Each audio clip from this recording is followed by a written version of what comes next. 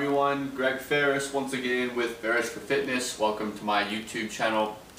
This video is going to be discussing something a little bit less relevant to the bodybuilding, powerlifting kind of crowd that most of my subscribers probably are. It's just more of like a general population. We all have different goals, so I try to help everybody out. It's something that's really interesting. I'm on spring break, and of course I'm just drunk all the time because it's spring break. No, I'm just I'm a big nerd, so I just sit around and read all day and eat popcorn. Well, there's two studies that I don't think just came out, but they just became relevant to me as far as me reading them and looking over them. They're pretty similar. I'll definitely link them below. One is called Minimal Intensity Physical Activity of Longer Duration Improves Insulin Action and Plasma Lipids, yada yada yada. Pretty much what they talked about is they had one group who just had like a really high random acts throughout the day, as opposed to like actually going to the gym and getting a workout. You know, they were walking their dog, or they were gardening and doing the dishes, cleaning the house. Stuff like that actually burns calories. They had a group do a lot of that stuff, and they had another group who was just kind of a control group who did absolutely nothing, and another group who kind of were sedentary throughout the day. They just kind of sat around all day, but they actually just like went to the gym and worked out for an hour. They kind of compare all the variables there. And then another study they looked at, not the same people at all, these are just kind of ironic, they're really related to each other. And they were talking about this one's titled The Unfavorable Influence of a Structured Exercise Program on Total Leisure Time Physical Activity. And if you really want to get in depth, I'll definitely post these. I'm not going to go through the whole study. The first one they really talked about was they actually found, again, these were very minimal differences, but it's something to think about, which is why I'm making this video.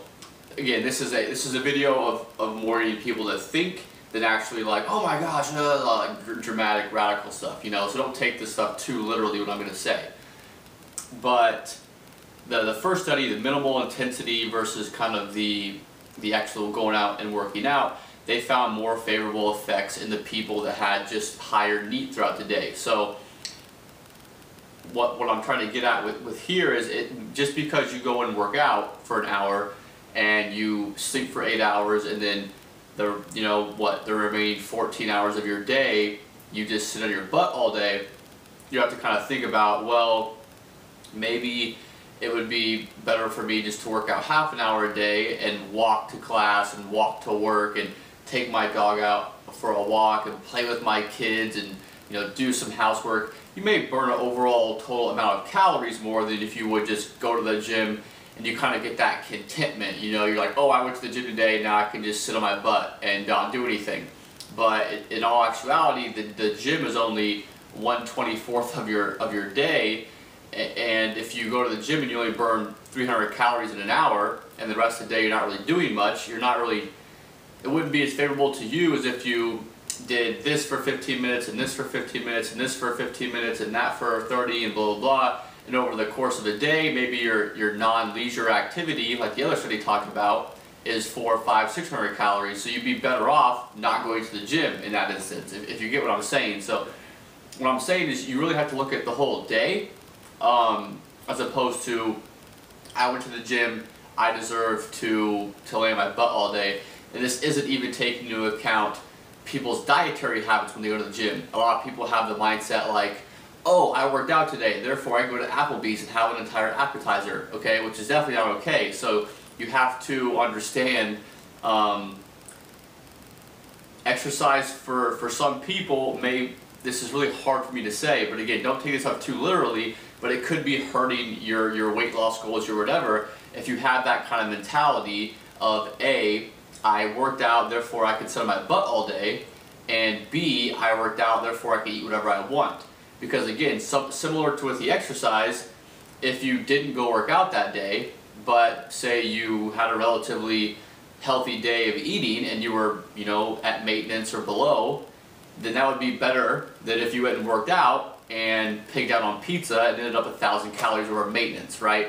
So there's some things to think about there with that study. Again, they just looked at NEAT, a lot of NEAT pretty much versus little to no NEAT, but you actually go into the gym, getting your heart rate up a little bit more like that. And they found more favorable effects from the high NEAT group. And again, check those studies out if you really want specifics. And then the other one I wanted to talk about was what I kind of touched on before, was they looked at groups of people who actually resistance trained and who did aerobic training. And again, there's a lot of ifs here. Of course, with all studies, it's kind of, especially with large, there's large variables between things. A lot of things are controlled. I think most people that watch my channel understand that science and studies just kind of should guide us. They're not just like end-all be-all of information. But they pretty much looked at the same thing I talked about, is does exercise decrease people's activity outside of the gym? And they found that for the most part it does. They found, you really don't have to think about it. It couldn't be like unconscious. It could just be like you go to the gym and you burn all those calories really quickly, so the rest of your day you're just kind of moseying around. And some people have the opposite effect. Some people can kind of go to the gym, especially if it's early in the morning. A lot of people report like energy or something like that, and they end up burning more calories throughout the day. But that's probably more anecdote than actual scientific fact. Again, I'm not saying that you shouldn't go work out, obviously. What I'm saying is what this research is clearly showing is that people kind of have that mentality that when they go to the gym, the remainder of their day is not as active as if they wouldn't have gone to the gym. So you may find yourself on your off days actually burning more calories than you would if you didn't go to the gym. The take-home point for this is, yes, it's good to go work out. Yes, it's good to go burn calories, to get consistent exercise regimen, all of those things, but you have to be conscious of the rest of your day as well. Your exercise time for most people is probably not over an hour and a half a day. Not even for me, and I have extreme goals, it's not even close to an hour and a half a day. So you have to really think about the rest of your day. That means, taking the stairs instead of taking the elevator, walking to places that you could probably not need to drive to. Maybe some people like to park farther away when they go to like a grocery store, so they have to walk distances that way. Playing with your kids, playing with your dog, anything that burns calories burns calories. You don't have to actually go to the gym to do this.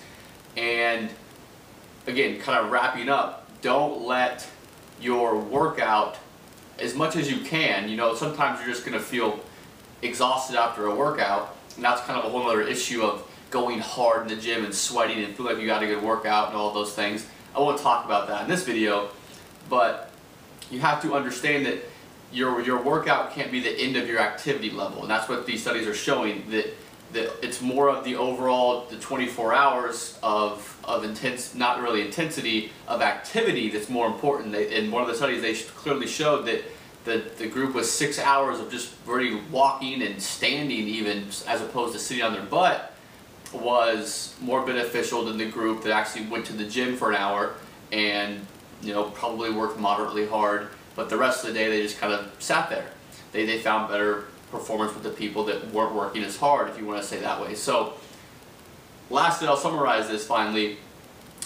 Definitely get in a good habit of exercise. Whatever you want to do, lift weights, aerobic, CrossFit, whatever, it's always good to do that. But be conscious of, you may decrease your NEAT throughout the day, and don't let that happen, especially if your goal is weight loss, because again, it's all calories in, calories out. So if you go to the gym and you burn 500 calories, that's awesome, but throughout the rest of the day you're not doing as much activity as you would have if you didn't go to the gym, you're not really getting anywhere, right? So something to think about, guys. Again, don't take this too literally, but yeah, that's what I have for this video. If you like the video, go ahead and like it. Any questions, comments, always feel free for the comment section below. Go ahead and check out my Affairs for Fitness Facebook page as well. And that's it, guys. See you later.